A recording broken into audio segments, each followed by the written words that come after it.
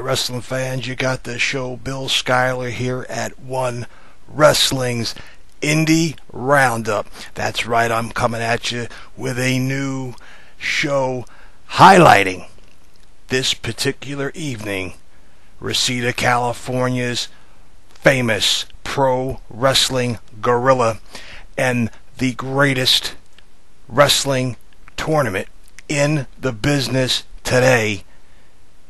That's right, the Battle of Los Angeles 2015, yet again at the Pro Wrestling Gorilla Arena, if you will, in Reseda, California. This was a mixture of UK and Lucha Underground superstars blending in with Pro Wrestling Gorilla regulars and normal, if you would say, indie stars from throughout North America. Night one, we were treated to a special ring announcer. That's right, Lucha Underground's very own Melissa Santos. Introducing, if you would, the first match, which was the effing machine, the Wolverine, Brian Cage, going up against Lucha Underground's Aerostar. Of course, Cage also a star of Lucha Underground, and these men are back together again. Aerostar, although just was not at his best tonight, he and Cage just were not gelling, and it seemed to be more of Aerostar's problem. Whether he was nervous, maybe ill, I'm not sure, but he just didn't have that magic that we're so used to seeing from Lucha Underground, and you superstar fans of Lucha Libre knowing him from down there.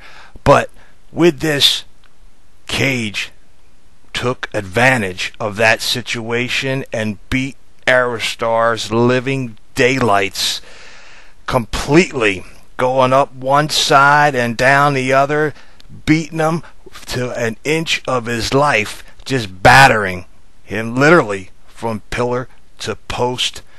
Brian Cage would solidify his spot and move on in the Battle of Los Angeles tournament by defeating Aerostar cleanly and brutally in the middle of the ring. That's right, this, for all intents and purposes, somehow just actually became almost a squash match, which was unfortunate for Aerostar in his debut for Pro Wrestling Gorilla, but I do believe he will not be like this when he gets his next opportunity to come back to Reseda, California. The fans, either way, were still solidly behind both wrestlers. Definitely Lucha Underground has found a fan base among the Pro Wrestling Gorilla universe. Our second match of the night would be Andrew Everett going up against Biff Busick. Yes, that's right, Biff Busick. This was going to be a hard-hitting and totally stiff match. You know it, because that's the only way that Biff Busick rolls. Andrew Everett, of course, is known for flying and flipping all over the ring.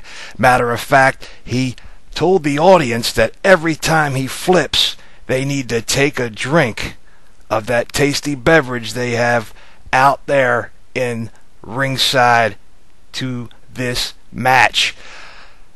Let's just say that Biff Busick is tough as nails and is literally just a badass mofo, and he took Andrew Everett's flip-flopping and flying and spot monkey attempts and just drilled him with brutal lariats and just destroyed Andrew Everett's hopes and dreams of advancing in this tournament. Biff Busick, your winner, and this very well may be the last time Biff Busick will be appearing for Pro Wrestling Gorilla this 3-night extravaganza, as Biff Busick has indeed signed the contract and is now part of the WWE's NXT universe. I am so looking forward to Biff bringing his brutal, old school style to NXT. He's going to fit in very well, and those guys that are there got a tough opponent to face them in the upcoming months. We then get our third match in the tournament. TNA's MANDREWS, also known as Mark Andrews. You know him from the British Boot Camp series this past year. He went up against Wales' very own William OSPREAY. These two UK sensations took this to a whole other level. This was, without a doubt, a match of the night candidate. Just an outstanding exhibition. Damn near perfection in the ring between these two superstars. It's obvious that these two men have faced each other in the past more than once, as they seem to jive with each other. Just absolutely, it was impeccable, the ring chemistry between MANDREWS and OSPREAY. Here's another prime example of how Impact Wrestling has dropped the ball, and no more so than with Mark Andrews, who should have ruled and reinvigorated the X Division and brought it back into prominence.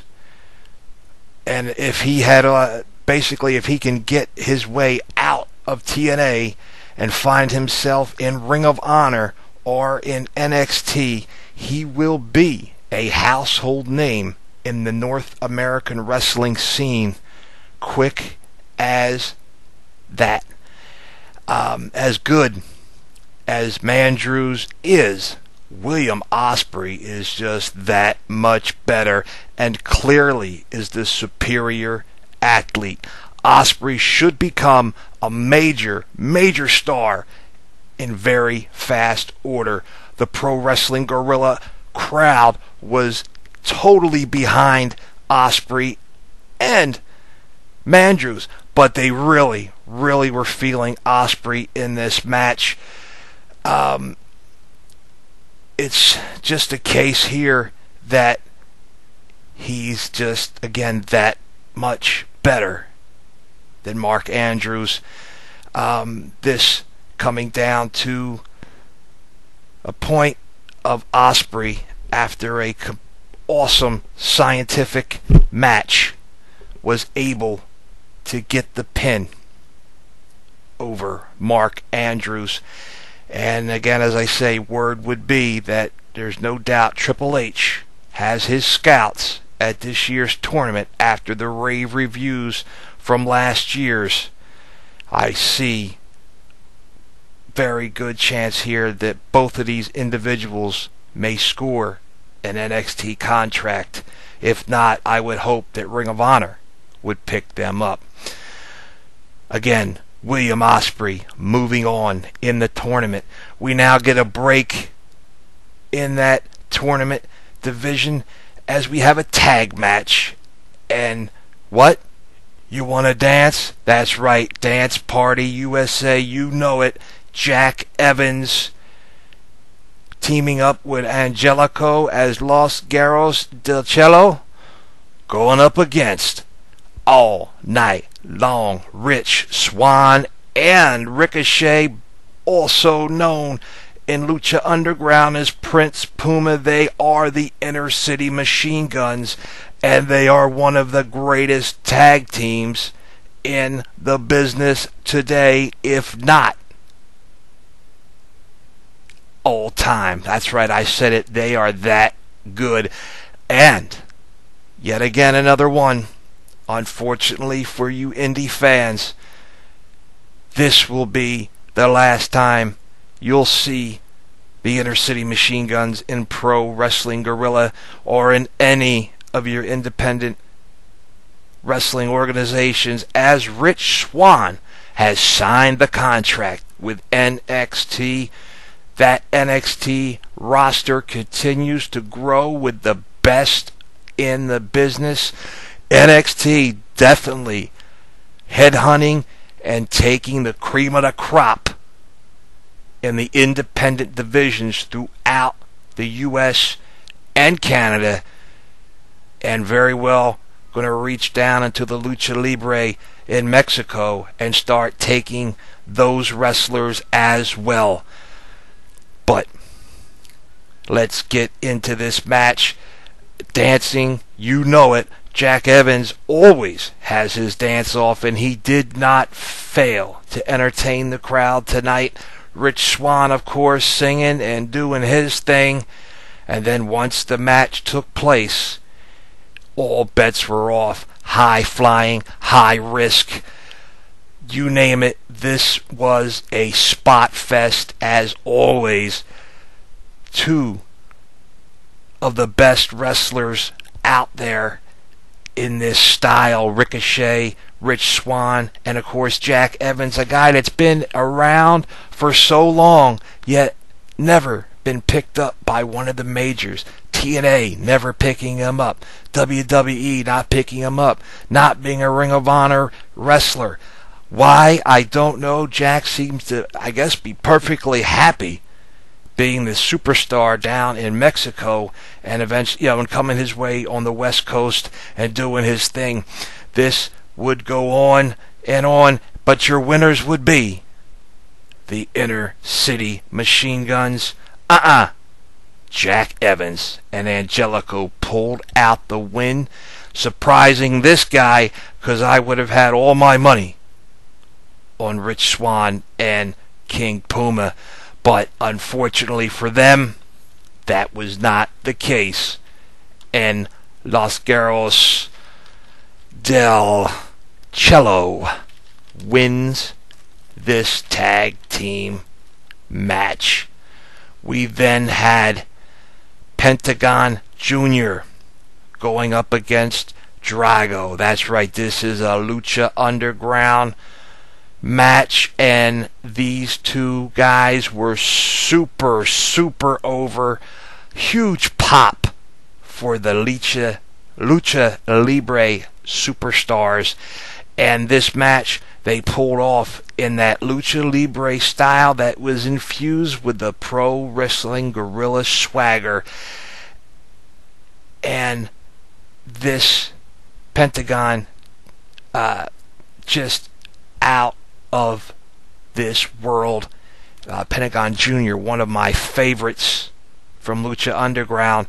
DRAGO, not one to be missed, as well as he was lighting up the ring tonight.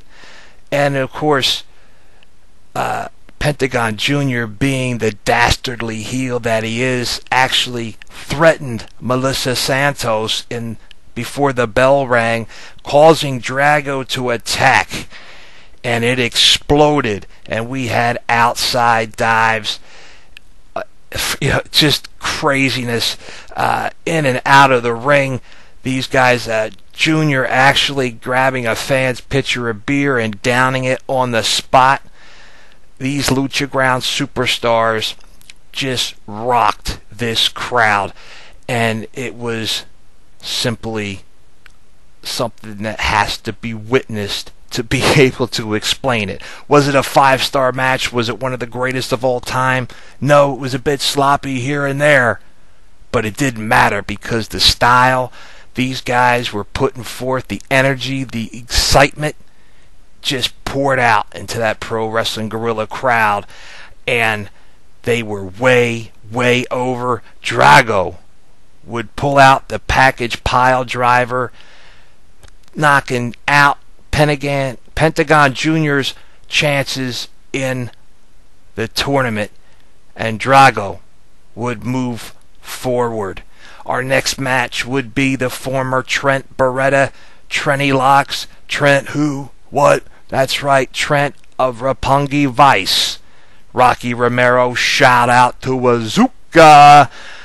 His tag team partner, Trent, going up against the wild man, Trevor Lee. That's right, and Trevor Lee has been called the #1 seed going into this tournament.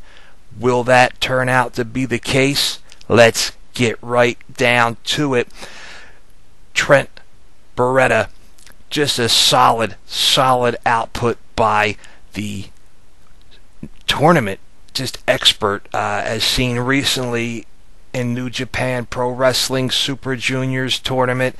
He was outstanding there, and Trevor Lee, of course, is getting better and better and more intense with his wild man gimmick. And tonight he was even more out there, and it's working in spades. Chuck Taylor made his way out, giving Trent some water and encouragement, and then goes away. Will the best friends reunite tonight? Time will tell. But this match would end up with Trevor Lee taking the win, the wild man, overcoming and defeating Trent Beretta. Whew, what a match. We then get our next one. I mean, the action just pours on here in PWG. It's non-stop all night long. We had Born Again, the former Evan Born Again Matt Sydal, going up against Phoenix. Matt Sydal is a personal favorite of mine, and since escaping the WWE, he continues to impress me by being free to do what he does best. And in the ring, he is an aerial expert. He can do it from the top rope. He does it on the mat. Evan Born Again, Matt Sydal, picking up right from where he was before those years lost in the WWE's lower mid-card, where they just didn't know what to do with him. If they only had brought back the Cruiserweight title. But that's a story for another day. And what we have here with Phoenix is another young lion, hungry and talented, that just continues to shock the crowds around the world with how good he is and how much better he gets night in and night out. And it basically, I cannot wait to see where this guy will be in the next few years. This match would go in Matt Sydal's favor, beating Phoenix, and Matt Sydal moves on in the tournament. Now the main event of the evening, in the first night of the Battle of Los Angeles 2015, a 6-man tag, Mount Rushmore 2.0. That's right, coming out to Voodoo Child a la Hulk Hogan in the NWO, going up against Eurotrash. You ask who Eurotrash is? Eurotrash would be Zack Sabre Jr., Tommy End, and the villain Party Marty Scurll. Whew, these guys are it. They are out of control. They are so talented. Zack Sabre Jr., a legend already. And after this Battle of Los Angeles weekend, everyone is going to know Zack Sabre Jr., Tommy End, and Marty Scurll. Of course, their opponents would be none other than the King, Roderick Strong, the King of the Backbreaker, the It Man in Ring of Honor right now. He is the PWG champion. He is the #1 bad guy in pro wrestling gorilla, and he proved it tonight by picking again on Melissa Santos, wanting to know who she was. I don't know you, what are you doing here, etc. He is basically slithered into that heel role, replacing Adam Cole, and in my opinion, he is right up there with TNA's world champion EC3, Ethan Carter III, and the WWE Seth Rollins for those dastardly heel villains that hold the gold. And basically, he is one of the top heels in the business in this year of 2015. Roddy's in-ring skills and mic skills have hit a career high. He is really settled in to his skin. He has finally found his groove in professional wrestling, and it's been a long time coming. Again, another man that TNA dropped the ball with. They didn't want to push him back in the day, and he took his time and became one of the best wrestlers in ring, and he's becoming, again, one of the best heels in the business, in the ring and on the stick. And again, this has been a major benchmark year for Roderick Strong and his partners. None other than the greatest tag team on the planet, one of the greatest tag teams of all time. You want to argue with me? I'm an old school guy, but you cannot help but appreciate the brilliance, the expertise.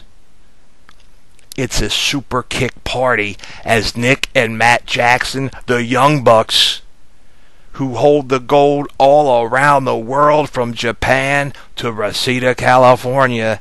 They are Mount Rushmore's 2.0, and let's do it. Whew. They do it all, and again, they're entertaining as hell to boot, but you can't overlook, again, the faction known as Eurotrash. This match was off the charts. Everything and anything you come to expect from the Young Bucks was in effect. Roddy Strong and them just working together as an awesome team. But again, Eurotrash, Zack Sabre, Marty Scurll, and Tommy End were just incredible in this match. And it still wasn't enough to conquer Mount Rushmore's 2.0. That's right, the Young Bucks, Roderick Strong, taking the win and ending the first night in the Pro Wrestling Guerrilla Battle of Los Angeles Tournament 2015. I am the show, Bill Schuyler. Follow me at UGOTDASHOW. That's You Got the Show at One Wrestling. Follow my partners in the Big Slam Nation.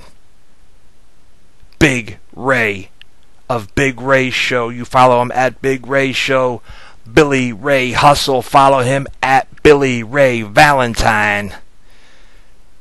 Also follow the dirtiest in the city, 8-Track Brown, at Pharaoh of Fancy on Twitter. The Professor Quintana at PROFPW Hustle. That's right, Professor PW Hustle. And follow Fame Black at Fame Black. And of course, our guru, the wrestling icon, the legend, Bill Apter at Apter1 Wrestling. Follow him on YouTube at the Apter Chat, where he interviews the greatest wrestlers in the business and of all time. His book just coming out is Wrestling Fixed. I didn't know it was broken. Get your hands on this book. You will not be unsatisfied by the stories, the pictures, everything you would come to expect from a man like Bill Apter. Whew. With that, again, this was an outstanding opener to the Battle of Los Angeles.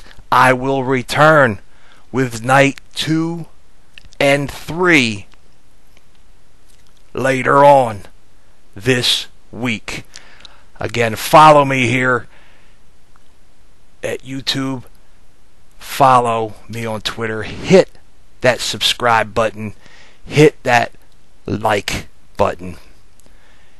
Let your friends know. Leave comments below. Tell me what you think of PWG, what you think of the superstars involved so far in this tournament. This tournament is huge. The amount, the style, the wrestlers involved in this tournament this year is possibly the best in the history of the Battle of Los Angeles. So again, follow me. I do the NXT news and reviews every week following NXT at 8 p.m. Eastern Time on the WWE Network. Watch it, and then I will have it up not too soon after 9 p.m. Eastern Time and give you all the rundowns of what happened that night and any news and rumors going on in the NXT universe. I hit you up with Ring of Honor's Ringside Report for the big pay-per-views, events going on in Ring of Honor, and coming soon, the Big Slam Nation's wrestling show will be landing and making a huge splash in the wrestling podcast and the wrestling video show universe. Nothing that you're used to. The Can-Am Wrestling Show no longer in existence. It has been laid to rest. And rising up like a phoenix, if you will, is the Big Slam Nation. Be part of it. Follow us on Twitter at the Big Slam Nation. Facebook, Big Slam Nation. Again, I look forward to seeing and talking with everyone out there, and I'll see you down the road.